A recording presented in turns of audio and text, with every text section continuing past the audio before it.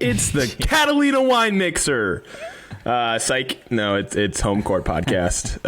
We are here today with some NBA talk, and we are also here today feeling very blessed that we aren't Tim Tebow this morning, because wow, that was a shit show. So let's get into it. We had our first episode released, I guess, whatever you want to call it, released. We've had released a few more, but our first one that we actually posted and sent out, and a lot of people listened to it. Thank you guys for tuning in. That was awesome. I got a lot of texts, some phone calls, FaceTimes, etc. And yeah, it was cool. Shout out Pud for popping in and giving us some feedback. So we got a week left-ish in the NBA NBA regular season before we hit the playoffs. Things are switching up quite a bit, pretty fast, I would say. And yeah, Sam, take it away. What do you want to get into? Yeah, it feels like last week we covered the whole play-in, playoff picture, but things have changed drastically. Everything we said last week, completely scrap it. We got all new pictures and scenarios going on. Maybe we can talk about coaches that are on the outs. I want to talk about some regular season awards that aren't the MVP, because we're pretty sure about the MVP. Am I right? Can you say it, Connor? Who is it going to be? Yeah, Chris Paul. No, come on. It's Jokic. I knew you were going to say that. I teed you up for that. Yeah, so I want to get into some sixth-man stuff. Maybe some free agent talk. Luka needs to stop complaining. Role players. That's something I really want to get into, is in this playoff picture, who are going to be the most important role players that get those contenders over the hump. Because there's a lot of them, and we know them. We love them for what they do, and we love them for what they aren't capable of, which is being a star. So let's talk about role players today. What do you want to start with, Connor? Well, I guess my idea behind talking about this was as we head to the playoffs, we know every year that the superstars are going to do what superstars do. You know, Dame steps up. All these guys step up in our big time in the playoffs, but who are their sidekicks almost? And not necessarily your second and third best player, but who's that role player that comes in and makes that impact push to help get a team over the hedge? Yeah, kind of a player you'd think like an Iguodala type. Over the years, Iguodala pushes teams over the edge, makes them win championships. I mean, he got a Finals MVP, so it's hard to even call him a role player sometimes, but he is. He's the classic, he's going to get steals in crunch time. He's going to draw charges. He's going to hit those key threes, even though he's got a whack jumper. And that I want to talk about those guys. He's gonna sprint from half court to block Reggie Miller's layup. Yeah, Tayshaun, the best block in history. Don't listen to anyone else. LeBron's block was second best in history. No question. But that block. No question. And we could talk about Pistons all day because that's what we grew up on. But let's get into the playoff picture, and then after that we'll talk about some role players that we think are going to be important. So I just want to quick run down the play-in situation. It's completely changed since last week. We got in the East hasn't changed as much, actually. So in the East, we got 7th seed Boston, which Miami just beat them and created separation. So Miami's pretty much safe from the play-in game. So that's the only change in the East, because then we got Charlotte at 8, Indiana at 9, Wizards at 10. Wizards have the opportunity to flip-flop Indiana, which doesn't really do anything. The 9-10 just play each other regardless, and who cares which one you are. So there's no real incentive. Chicago's not coming back. And then in the West is... Sorry, excuse me. Oh, man. So for the Western Conference, you got the Lakers at the 7th seed, which is probably the biggest story. Golden State worked their way up to the 8th from the 10th last week. Grizzlies 9, Spurs 10. I think that the Lakers being in a play-in game is going to be exciting. I mean, if we see Lakers Golden State in that first play-in game, it's going to be one of the highest rated. It's probably the highest rated game of the year. Would you say, Connor? Yeah. Doesn't matter what time. So far. Of day. Doesn't matter which day. Well, up to the finals, yeah. Yeah, that's what I'm saying. I'm saying the highest rated game, no regular season game will even come close to the ratings, I think, that the Lakers Golden State play-in game will get. I think the Lakers handle that game with no problem. if LeBron's back on the court. Without LeBron, it's going to be a very tight game, and I do not want to see the Lakers go into that second play-in game where if they lose, they're out, because that would make for a much more boring playoff situation, even though this year is loaded with narratives and storylines. What do you think, Connor, about the Lakers falling to the play-in spot? Sam, I know. First of all, let me mention this. My maintenance guys are outside blowing off the driveway, or the whatever you call it, the street, and they're working pretty hard. It's kind of loud, so if you do hear that, I promise I don't have a generator, like a 1960s generator, keeping my apartment heated. It's just some guy with a leaf blower. So there's that. And second of all, the Lakers falling to the play-in game is more or less what I expected when LeBron got a high ankle sprain. And Steph could shoot them into a win in that game if they do end up playing the Warriors. And I wouldn't be, like, super shocked. In fact, I wouldn't. It's like 50-50 in my mind who wins that game, just because I think Steph is playing that good this year. And I know LeBron comes back, and he's not 100%, regardless of what you think, regardless of what anyone thinks. He's told us he is not coming back 100%. And I think AD, as good as he is, go ahead. I do not think it's 50-50. I think that's wild. I think even if Steph has a 50-point game, the Lakers still have a sizable advantage and could win with Steph having a 50-60 point game. I think that they're that much better at full strength. And Dennis Schroeder will be back too, and he's been gone. Well, if Steph has 50, they could run away with it. But if that game is tight with a minute or two left in the game, I lean to the Lakers. I don't see Steph as a clutch performer in the playoffs. I don't see Steph as someone that goes and wins a series in the final minute of games, because he hasn't done it much, and that's where I stand on that debate, and I always will. And that's his one knock against his legacy, is he's not a closer, regardless of how many great shots he's made in the regular season. Yeah. Just and one you hate thing that I have take, to. But No, I think Steph has not been the most clutch. He's had some game winners, that notably the one against OKC during the regular season was just awesome. I can't think of any others. Yeah, exactly. You're right. I don't completely hate that take, but I just want to point out, I was listening to another podcast, the Bill Simmons podcast, and they think the Lakers are so much better than the Warriors that they were joking that the Warriors should rest Steph. They're joking. Like, obviously Steph's going to play, but rest Steph for the second play-in game, because there's no chance they beat the Lakers in that first game. They said that. You love, like, this isn't just we me. are Bill Simmons fans. No, I know. I love their podcast. Bill Simmons is the GOAT of podcasts. I can't stop listening to him. And he posts so much, and they're all 2 hours long, so I can't get enough of it.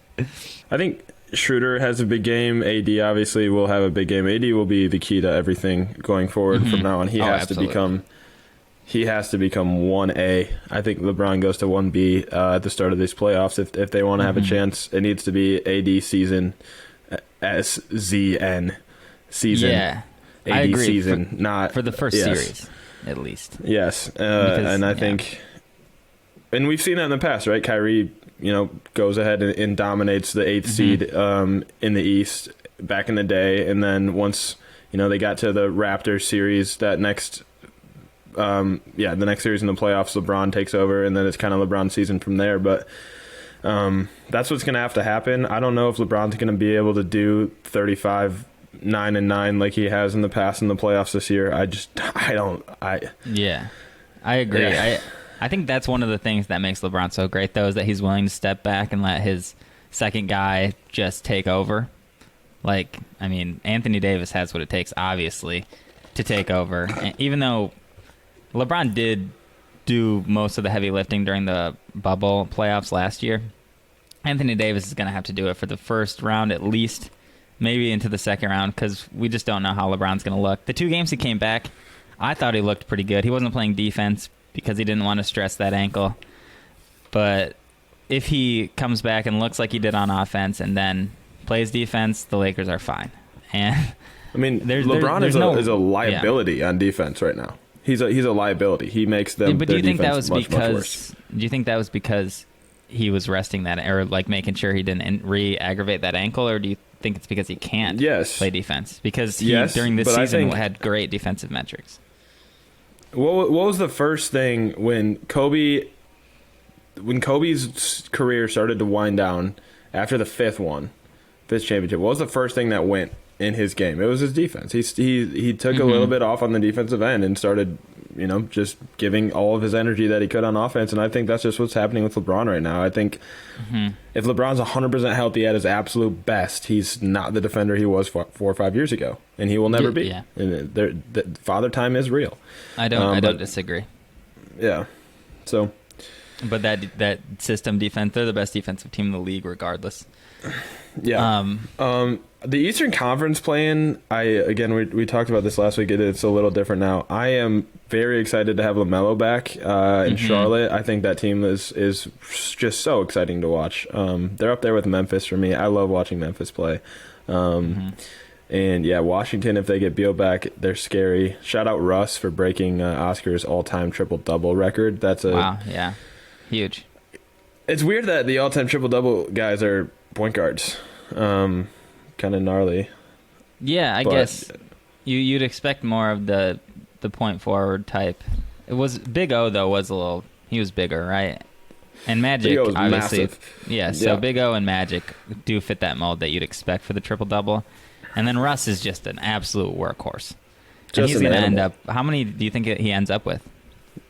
Another 50 from where he's at now, maybe even 100 at least. I bet you 250 is the number. I bet you he could get there. And again, he's getting older, but his past 10 games he's averaging 22, 16 and 16. His usage is through the roof, and he looks pretty good. I actually watched that game where he broke the record yesterday. And I thought he looked good. I thought the things he was doing was benefiting the team. I think the team just kind of sucks, aside from him. Yeah. And Beal was out. And Beal. Yeah, Beal I think this is the first year where Russell, I've always loved watching him play, but the second he opens his mouth, I want to freaking punch somebody. And this year, he hasn't opened his mouth a whole bunch. There was a moment there in the middle of the year where he was talking a little bit, but he's kind of been silent and just been assassin. and I like that mindset, or that I guess extra skill in his repertoire of just not being a dick off the court and not running his mouth and just going out there and getting buckets, making things happen. And I'm a fan of Russ right now, so good for him. Me too. For I feel the same way. I'm surprised. And a lot of NBA fans, yeah. Yeah, the Wizards were in a really bad place, and Russ just kind of put his head down and was like, we're going to get into the playoffs, at least the play-in picture. And he's there, and I would be surprised if the Wizards don't get one of the playoff spots. I think they're explosive, and they played a Hawks team yesterday, and a Hawks team that is, speaking of explosive, you can't outscore them. Like the Hawks, they just score, especially with Bogdanovich just making everything and also being a facilitator. That team is dangerous. I might reconsider my thoughts on the New York-Atlanta series, even though I want to see New York win so bad. Okay, so we've been talking about a lot of... absolutely in love with the Knicks, and this. And living in Atlanta, the hype around the Hawks right now is real, and we're not really like a crazy basketball town. We're a big college football town. College baseball is huge here, and the hype around the Hawks right now is dope. I walk up and down the driving range, everyone's got Hawks gear on, and it's it's real. It kind of feels like the 03-04 Pistons, where everyone's just ready to see what we can do. And it's exciting. I'm definitely going to try to get a ticket to one of the games. You should, because they're fun to watch. Let's get into what we were talking about earlier, important role players. I want to hear you list a couple of your most important role players heading into this playoffs, the guys that are going to make just a big difference. If they show up, this team has a chance, we talked about. Again, role players is a very relative term, because Bogdan Bogdanovich, obviously in Atlanta, I wouldn't put him in that role player.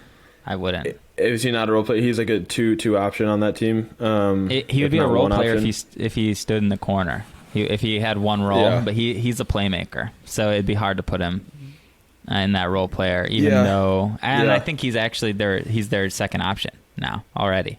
Yeah, so no, he is. Or first. Yeah. It'd be hard to argue that he's not as important as Trae Young right now. So I wouldn't put him in there, but yeah, go on. Yeah, on this list we have like KCP, Covington, Mikal Bridges, Joe Ingles, Blake Griffin, Danny Green, Tim Hardaway, Duncan Robinson, Reggie Bullock. There's a lot of guys in here, but obviously KCP stands out as just someone that brings that energy, brings that defense, brings shooting, is someone that if he gets going, a lot of other guys in that team get going. Even though he's like a silent leader, I think he is kind of a leader, at least in the defensive side of the ball there. When he really brings that energy, everyone else steps up. So KCP is definitely up there on that list. Mikal Bridges, definitely up there on that list for me. When Chris Paul is always going. Booker is always going. You're not slowing those guys down. When Bridges is on both sides of the ball being who he can be, that team is scary. I agree. Blake Griffin. Yeah, he's trying. He's playing hard defense. He's dunking a lot. It's annoying to see, but he's really fulfilling a role, and he wants to win. I credit it to Nash. And I credit to the fact that they actually have a chance to go compete for a title. But I'm loving what Steve Nash is doing in Brooklyn, just as far as the way he communicates with his players, and they're all on the same page as far as kind of just buying into what he wants from them. And I think Steve Nash is going to be a good coach for a long time if he wants to be. There has Robert Covington, again, same deal. Robert Covington, just these are all defensive guys that when they're playing with a lot of energy on the defensive end, like things happen. Joe Ingles, he's in the corner. One guy I feel like we didn't really mention a whole bunch is Reggie Bullock, but that Knicks team, when Reggie's making threes and getting open, I like that Knicks team even more. So what about you, Sam? Yeah, Reggie Bullock's an absolute X factor.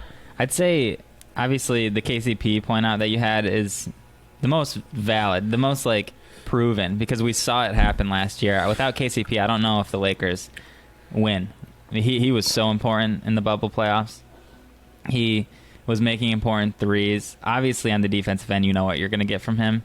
It's full intensity, guarding the best perimeter guy, the best wing scorer. You put him on anyone. And that's why I was never worried when people were talking about the Trailblazers upsetting the Lakers. I was like, sure, whatever. KCP is going to lock down one of those guys, and then it turns into a whole different series.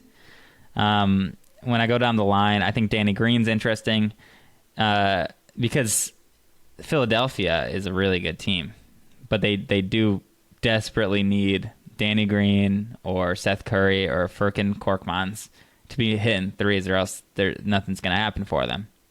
So if Danny Green can be that guy that goes and wins championships with every team he's on, maybe they could make a run. I like Philadelphia. They got the 1 seed. They're going to be in the Eastern Conference Finals basically without doing anything. If you look at that layout, they got either Boston, Washington, or whoever makes it to the 8th seed in the East, and then the next series is New York or Atlanta, and I think doesn't matter. Philly crushes either of those two teams, and it's not till the conference finals that they're going to have a hard time. So I think Danny Green is going to be very important for them. And like I said, they have other guys that are super important, other shooters. But Danny Green is a glue guy, and obviously because he's won championships with 3 different teams. DiVincenzo is going to be huge. He's a playmaker too, so it's kind of hard to put him in that role player, but he really is a role player. And he's gonna be super important for the Bucks. Duncan Robinson, last year we were like, oh, this guy's a sure thing. Like everything he shoots goes in. He's gonna be important for a long time, but he struggled this year. And for the Heat to make a run like they did last year, it's gonna be vitally important for Duncan Robinson to make all his shots and to get open and to not be a liability on defense. And because when he's making them, because last game I watched against the Celtics, he couldn't miss. It would be the most frustrating thing to defend in the world. So fun to watch. He just flings it. So fun to watch. And unbelievable. Go ahead. Isn't he a free agent next year? He might get I some don't money, know. dude. I don't. I think he is. He deserves might get some money.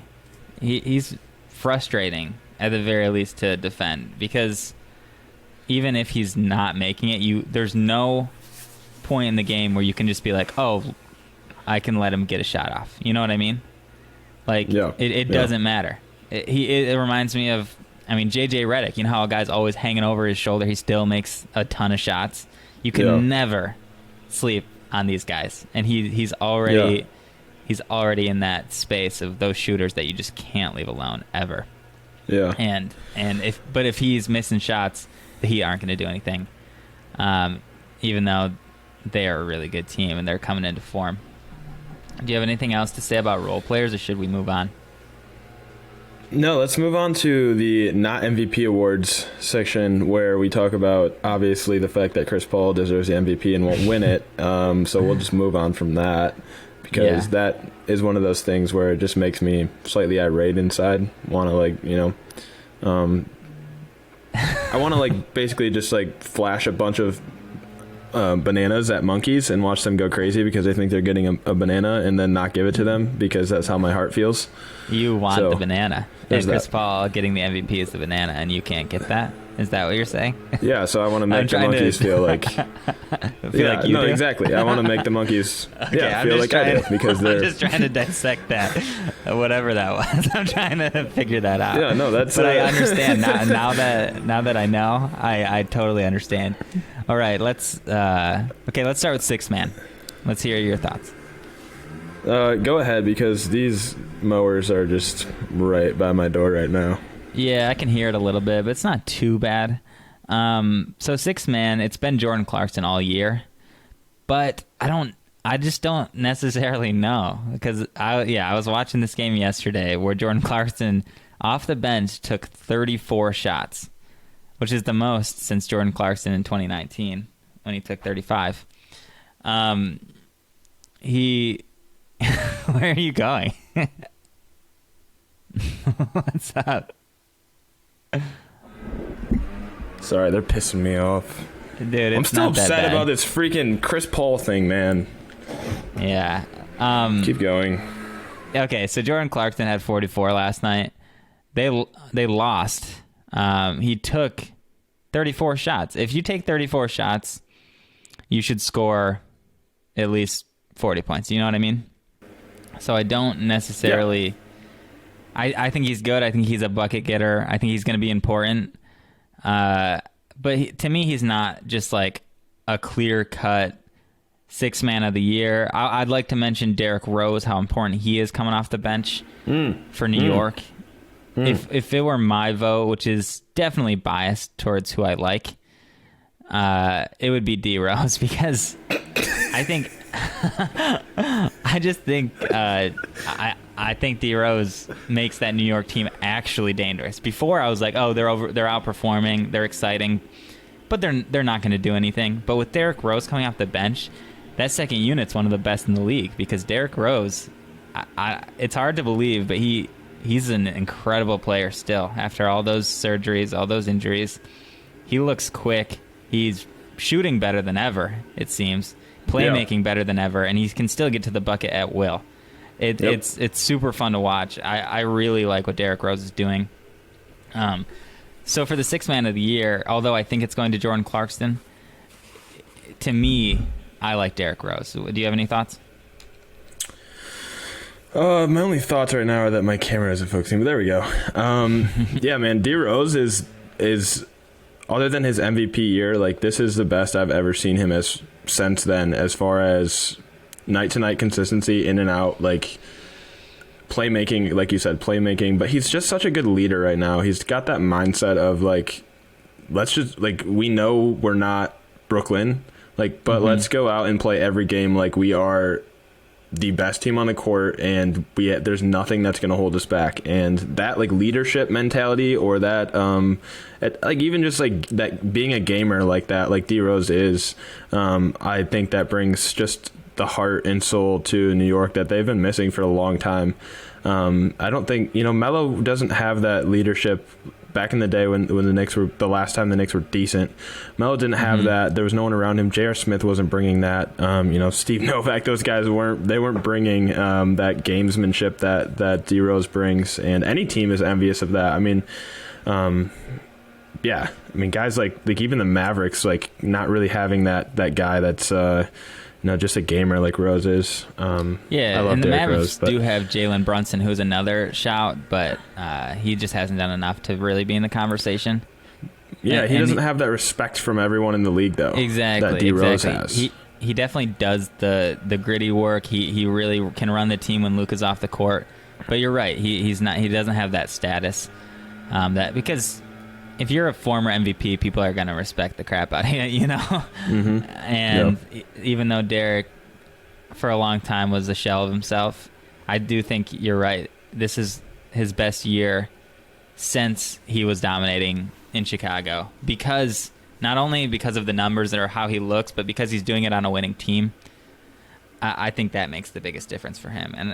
I like Derrick Rose for it, but he got moved to the Knicks mid-season, so it'd be hard to give him that nod, but he was doing good things for Detroit before that. All right, let's move on. Most improved player. I don't really have a most improved player. It's hard for me to think of a guy specifically standing out for most improved. What about you? I'd throw Mikal Bridges in there, actually. I don't hate Mikal Bridges.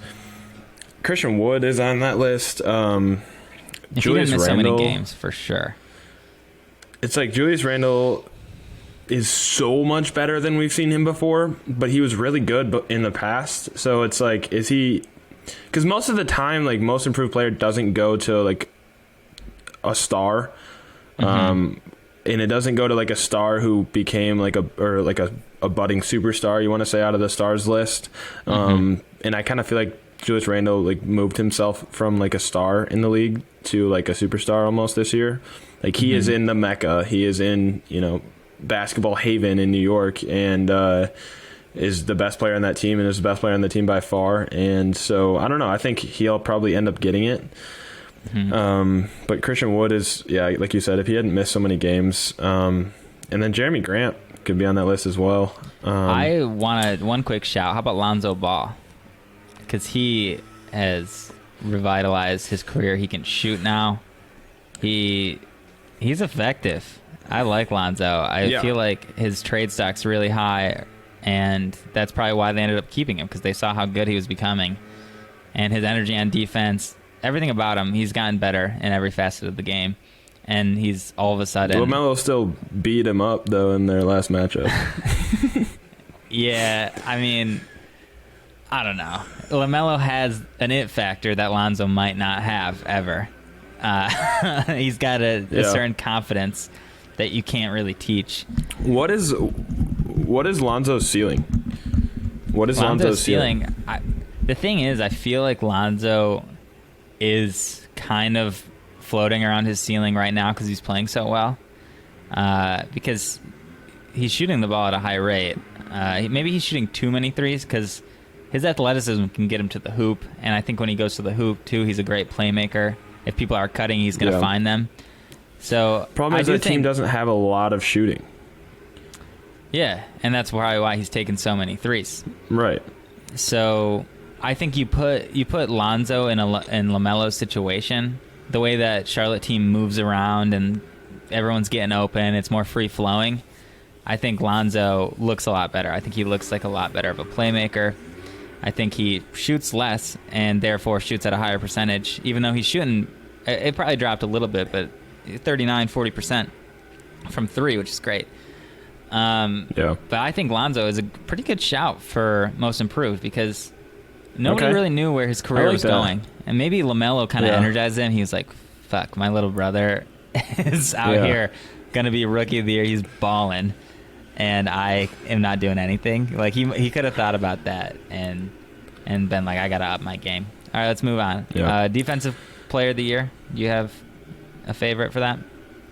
Yeah, I mean, it's Rudy, but fuck him. So there's that. Yeah, okay. One thing about Rudy that I really appreciate is that, what's his name? Spida Donovan is out. the Jazz have been pretty good. They've been 10-5 after their loss yesterday, and that falls on Rudy's shoulders. His defense, his anchoring the defense, and then also being able to score 20 points when he needs to. A lot of their success without Donovan goes to Joe Ingles too, because his game's really stepped up, and he's dynamic, even though he's slow, and he tries really hard. Ingles is a nightmare to guard because he can shoot lights out, but then he's also a brilliant passer. I love Ingles. Yeah, Joe Ingles is fun to watch. But I think his jump shot is kind of ugly. Yeah, but it goes in. I think the fact that the Jazz are still very good without Donovan in this past stretch kind of solidifies Rudy Gobert's spot in that depoy. I think if Joel Embiid played more games, he'd have a really good chance. And Ben Simmons, I think, is the best defender. It's funny because people are saying Matisse Thybulle's one of the best defenders in the league. Do you buy into that? Matisse Thybulle is a great defender. Great defender. And no, he I don't is. think he's not I Ben love watching him play. Simmons yet, but to have both Ben Simmons and Matisse down the stretch, you put them in on the same lineup with Joel Embiid anchoring the defense, it's going to be hard to score. I mean, that is an incredible defensive That's a great lineup. point. That is a great point. The problem is there aren't a bunch of 1-2 guard punches right now on offense besides maybe like the Blazers and in the Spurs or the Suns. In the East at least. Yeah. Rookie of the year, probably LaMelo. I'd say LaMelo, but Edwards has played more, and his efficiency numbers have gone up as of late. He had a 40-plus point game where he went 8 for 9 from 3. He's really making a push. Go ahead. Can I pull out my Stephen A. Smith? And Anthony Edwards is a bad man. He is. He really is. He's really, really good.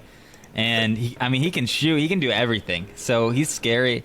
The only reason probably he's producing these numbers, though, is because Minnesota's like, who cares? Just go ahead, do whatever you want. Get Rookie of the Year. We don't care. We're losing. It just doesn't matter there. So that's why he's having these 30-point games, these 40-point games, is because he can do whatever he wants, whereas LaMelo's in a situation where they give him a ton of freedom, but they're trying to win games. So I still take LaMelo because of his impact on winning, and I think at the end of the day that should be the most important thing. How disappointing is the Timberwolves? I don't even know how to get into it because if they can I read this? And go ahead. Can I read this? They have a guy, 25 points, 8 rebounds, 48% shooting. They have a point guard averaging 19-7 on 43% shooting and 40 from 3.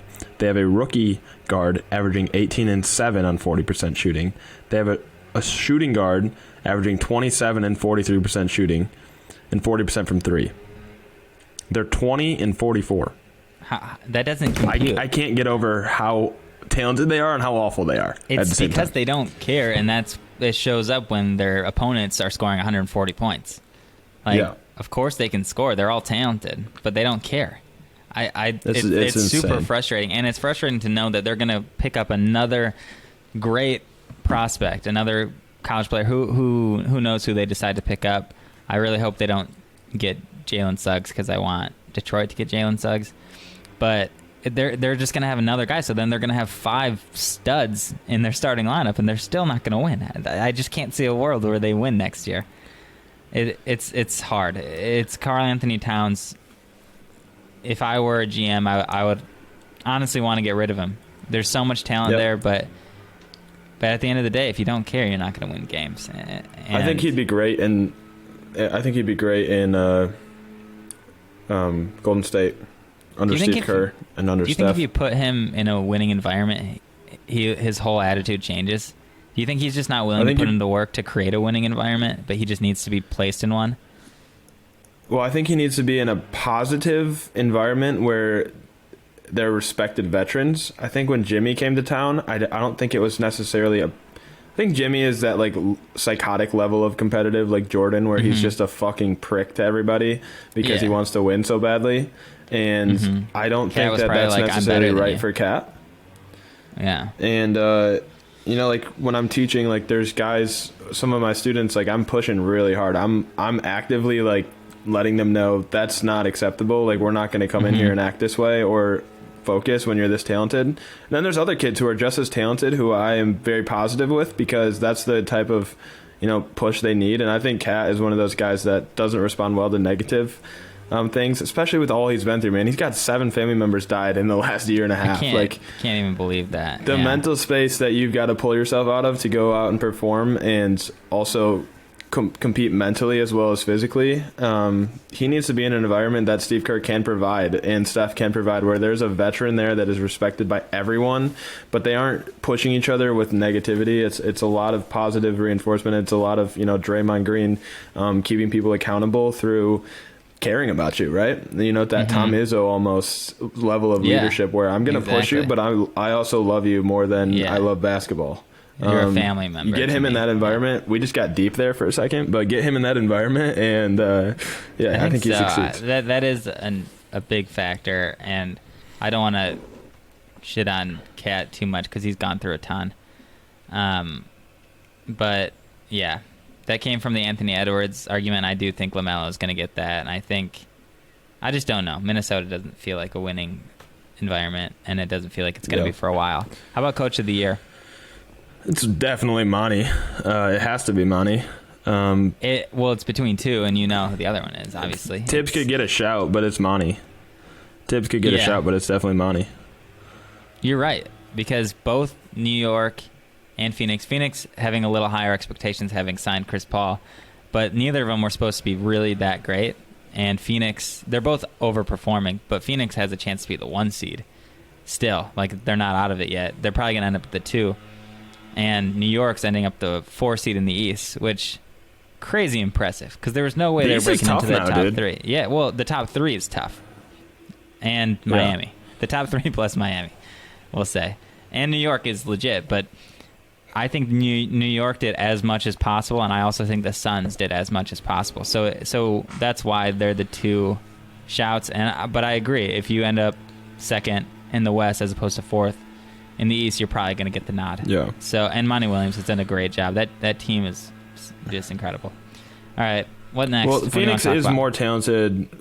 Personnel-wise, Phoenix is definitely more talented than New York. For sure. But what Tibbs has done is awesome, and that's not a knock against Tibbs. That I think Monty deserves it. I just think he does. So we can jump into a couple of things here. One, I just want to point out how funny it is that Luka early last week was like, no more text. I'm not getting another one, I promise. And then just 2 games later, just ejected.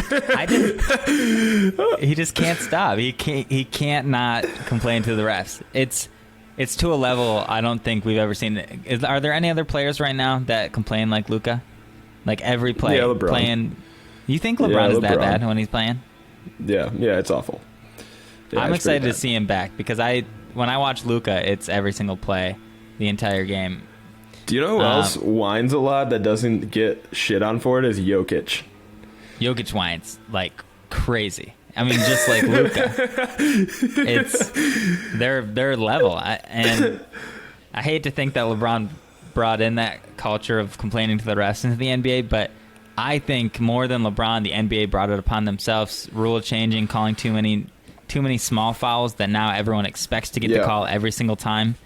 And I think I was saying this earlier, but Luka with his and Jokic for that matter, and LeBron, their basketball IQ is so high. They know how to draw a foul, and when they don't get the call, they know they're right and the ref's wrong, and that's why they complain. I think they're so smart about every rule and every angle, and they know how to cheat the game. Not cheat the game, but with the rules today, they know exactly how to play it, to get to the free throw line, to draw charges, whatever it is. Their IQ of basketball is so unbelievably high that they know when the ref missed a call for sure in their head. 100. Sometimes it could be delusion, but sometimes for me it's like, okay, if Luka thinks he got fouled, he probably got fouled, right? Yeah. He drew the foul, but a ref can decide, I'm not going to reward it this time, even though technically you pump faked and they bit and you jumped into them. You know what I mean? Which is what makes the ref's job really tough, for one. For two, flopping is also a part of the frustration of these guys. And then three, the reffing this year has been maybe the worst I've seen in my lifetime. I think it's hard for the refs, but you're right. It's terrible. Yeah, the referee situation in the NBA needs to get figured out. We either need to go black and white with what we're going to call and what we're not going to call as far as, yeah, like you said, we can't just reward and not reward based on how we're feeling in that moment, whether you had enough popcorn at halftime or not. We need to either make that damn decision or not. Another guy who surprisingly whines a ton is Dame. Dame is jawing at the refs constantly and always trying to pull those shitty fucking shooting fouls. Every single play he tries to draw a foul rather than score, and it's hard to watch. It's kind of ruining the game. People need to go to the bucket, try to score. People need to get their shot off rather than get to the free throw line. And I know metric wise you're better off drawing a foul, getting to the free throw line, because you're guaranteed to score if you're a guard who shoots 90%. But I think the NBA needs to figure something out, because it's turned into just a full-on pump fake, draw foul the entire game, and it's terrible. It's taking away shot making and everything. Another thing I hate is Harden when he kicks his legs out after he shoots a three, and it just every time looks like he's gonna break his freaking leg. Yeah. it's so frustrating. Like, why are you doing that, bro? Just shoot the damn jump shot.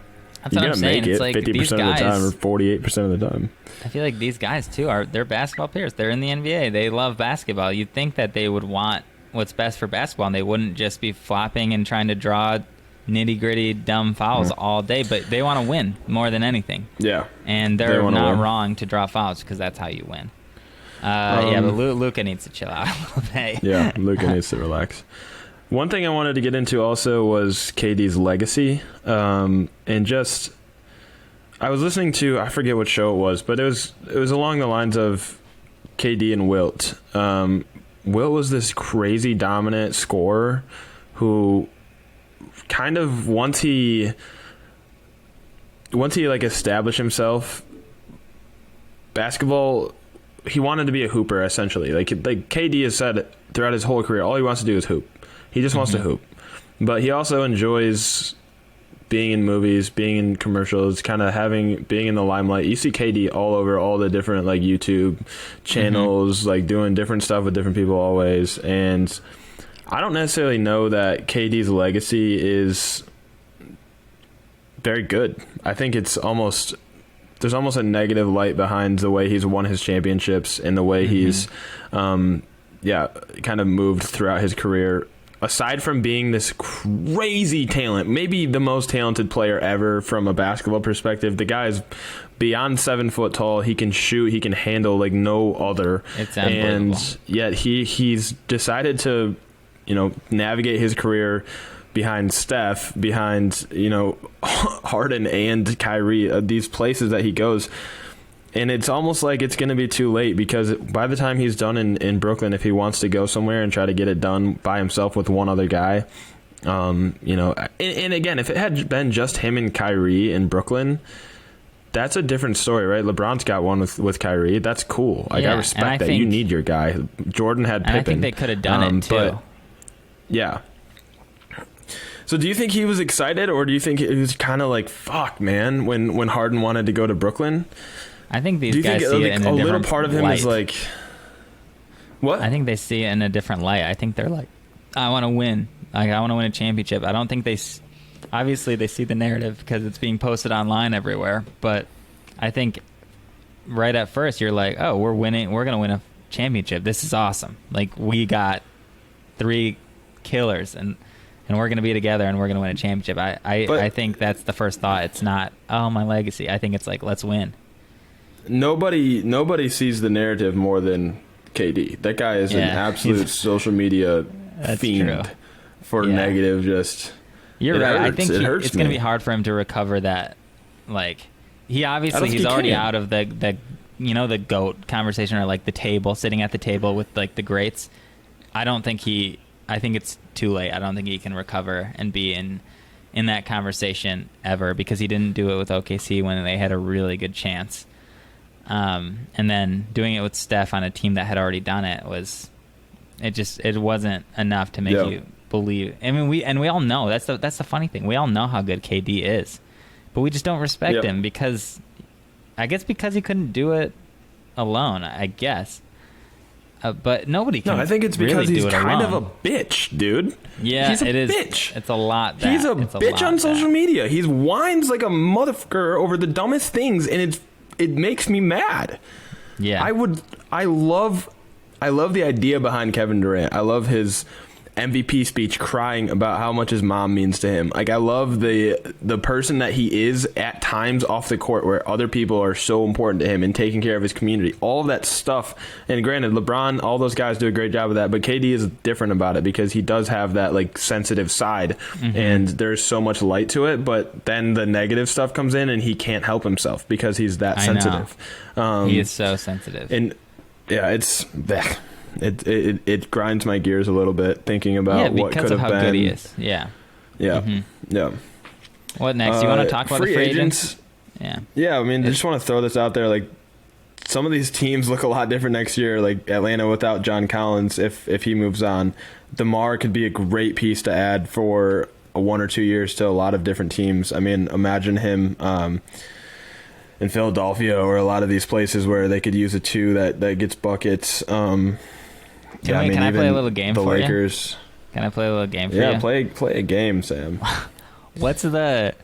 So Chris Paul, I think he is going to stay with the Suns, but we see him now as like, he's going to fix house. He's going to, whatever organization he goes to is going to all of a sudden be a contender. What's the next best project? Who out there would need Chris Paul to revitalize an organization the most? And I think he could do it pretty much anywhere. Let's think of a few organizations that Chris Paul, if he was like, I'm done with the Suns, let me make another team good. Who would be the best First options? one that could he comes do to it to mind Minnesota? is okay, I was thinking Minnesota also, and yes, the answer is yes. He could do it. I believe that. What about Dallas? What about Dallas taking the ball out of Luka's hand a little bit? No, I don't like that. The ball has to be in Luka's hand. I don't think it works. I think it works because of how smart they both are. It doesn't, though. I think Luka becomes better with Chris Paul on the floor. Who gets worse with Chris Paul running point? Nobody. Nobody really. But I just don't know. That's not the best situation. They're not getting worse. But I don't think, and they don't need it. I'm kind of thinking more teams that are like, they're not contending at all. They don't have any hope. And Chris Paul could go there and all of a sudden. Boston okay, would. All right, teams that have no hope. Boston would be gnarly, and they have no hope in my mind. You're right. Boston has no hope. They're terrible. Chris Paul at Boston, they would immediately contend. Even in Chris Paul's old age, Boston becomes super dangerous. Terrifying. Terrifyingly dangerous. I think, I would bet on them early in Vegas if I heard that Chris Paul is going to Boston because he's that good. I'm looking at these teams thinking, what team does not instantly become a contender? I mean, imagine him. Oh my God! Imagine him in Denver. They'd be oh unbelievable. My God. But that's taking Milwaukee, it already kind of contender to just best team in the league. Just the best team in the league, right? Yeah. Milwaukee, yeah. Unbelievable. New Orleans, I don't necessarily know if they get. How about New York? They get better. New York, yes, obviously. New York would be great. God, New York would be Alfred sick. Payton is their starting point guard. Yeah. I mean, can you imagine Chris Paul and then D Rose off the bench? That's unbelievable. New York would all of a sudden be. I mean, they're a 4 seed, but they're all of a sudden a contender with Chris Paul. That's how good Chris Paul is. That's why he's, in our opinion, right, the MVP, because he has taken his talents to the Suns that have struggled for so long, and all of a sudden they're a contender. It's unbelievable. He did it at OKC, and that team was not super talented outside of Shai Gilgeous. So, really quickly, is Chris Paul? I think he's top 5. Is he top 3 all time? Point guard? Yeah. Oh man, it's hard. It's so hard. He doesn't have a championship. No. So we're talking about him like he's the king and makes contenders, but he doesn't have a championship. But neither does Stockton, right? Does he? No. Stockton didn't get one. Magic, do we put him in the point guard? Because I've seen him in the point guard category. Yeah, he is for sure a point guard. Okay, so then it's Magic and Steph are the top 2, right? Yeah. Um, Yeah, there's a And then lot of after options that- there. Nash, Stockton. Yeah, I'd there's a take lot Chris of Paul options there. over Nash, even though Nash is one of my favorite players of all time. But he's got a few more years, so let's just save that conversation because he could end up being in that 3 spot. We could be also just forgetting about somebody right now. Yeah, we definitely are. Yeah. All right. No, we let's definitely let's finish it up. Let's talk about coaches that are on the way out, or coaches that you think their job's at risk based on how the season ends. Or Yeah, some of these guys are really interesting. Like Terry Stotts, like perennial playoff, just lock in Portland with exactly that roster. small market. Same thing with who am I thinking of in Milwaukee? Budenholzer. Yeah, like they've been the best team in the regular season, 3 years in a row now in the East, or if not the best, the second best. And like, dude, I think he is on the hot seat slightly just because like they get to the playoffs and they just shit out, and it's not the same. You're right. When you have a generational talent, you're almost always on the hot seat if you're not winning. Yeah. I think Booty could be on the list, even though I love Booty. I really think he's a great coach. And I think he stays. Yeah, I think he stays too, but I think he is on the hot seat. Brad Stevens could not imagine this 2 years ago, him being on the hot seat, but he is definitely on the hot seat. And then obviously some of these bad teams, man. Dwayne Casey in Detroit, coming off of a Coach of the Year win in Toronto and going to Detroit and doing nothing. Steve Clifford in Orlando, Scott Brooks in Washington is iffy. If they make a playoff push, I don't think he leaves, but I don't necessarily. I'm not a huge Scott Brooks fan. Luke Walton in Sacramento. In a weird situation. They freaking suck. Well, they don't. Yeah, you're right. Sacramento's in a weird spot because they're like young talent, kind of. They're not super talented, not super deep, but they're also not the worst team in the West. They're like only a half game behind New Orleans, so like Stan Van is the worst coach in the league, and Luke Walton is just not that bad, right? Because New Orleans is loaded with talent. Stan Van, I think, should just be gone. You tried him out. You saw what he could do with all this talent. He did nothing. He should be gone. He might have a hard time finding another coaching job. I like Stan Van. He was at the Pistons for a while. He didn't do anything, but kind of like him as a person. Dwayne Casey, I think he's going to be safe. I think they're going to give him a year with a draft pick, a lottery pick, and with all these young guys like having a couple of years in the NBA now, I think they're going to give him another year. Dwayne will leave Detroit whenever he does, whether it's this year or next year, and he'll be a good coach somewhere else. He is a good coach, exactly. But that roster is just awful. Yeah, you can't fault him in Detroit. Brad Stevens is the one for me. That the Boston Celtics just they're so lost, and they shouldn't be because they've had a similar team for years and years now. Shouldn't you get better? Because everyone was young. Shouldn't you get better? No, they're getting worse. And maybe it's the excitement around the city. Sometimes I think that has a huge factor. You're talking about how the Hawks, everyone's excited in Atlanta. I think that helps the team succeed. I think that it almost goes without saying. When there's hype, you're better. You get better. You get more energy. Yep. And I think that might have left the Boston Stadium a little bit. Obviously, this year there's no fans, but Brad Stevens, a once great coach, is now. I'm thinking he might be on the way out, and I think he'll get another opportunity. I think he's a good enough coach that he's going to get another opportunity, and I think he may succeed. Oh, for sure. But at this point, Boston is just in such a weird spot. Do you think old Terry Stotts leaves Portland and can be great somewhere else, or because he's been a great coach? Like hasn't not been a good coach. Western Conference Finals in a really tough Western Conference. It's hard to say. I mean, that team just kind of needs something. Right, yeah, and maybe they'll look for something and they'll figure out, oh, we had a good coach, we had our guy, and he was doing the most he could with the roster. Because, I mean, you got Dame, so then all of a sudden everyone's expecting more. But yeah, they're small market. Their roster as a whole isn't so great. Like, I think they're doing exactly what they should be doing with their players. So the fact that Terry Stotts is on the hot seat a little bit might not be fair, but you're right. I think it's an organization that kind of is looking for a change and might need to just test out changing the coach and see what it does for them. I don't think it gets them in the picture, but a new coach and an acquisition does. So we'll see. All right, you want to wrap it up? Yeah, let's wrap it up. I wanted to mention real quick, going back to the KD legacy conversation. Do you like Dame staying in Portland with kind of no real shot to win a title? No, they've never really been the favorite to win, rather than KD kind of chasing rings with Golden State and Brooklyn? Would you rather have seen Dame go that route? Because personally, I wanted Dame to leave and go somewhere where he could have a chance. Mm-hmm.